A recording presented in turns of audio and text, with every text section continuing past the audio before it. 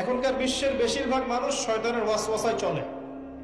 এ কারণেই শয়তানকে দূর করতে হলে কিছু আমলের প্রয়োজন, যেমন 5 ওয়াক্ত নামাজ, সবসময় ওযু অবস্থায় থাকার চেষ্টা করা, কোরআন তেলাওয়াত করা নিয়মিত, সকাল সন্ধ্যায় আল্লাহর জিকির করা এবং প্রত্যেক ফরজ নামাজের পরে তাসবিহ তাহলিল করা।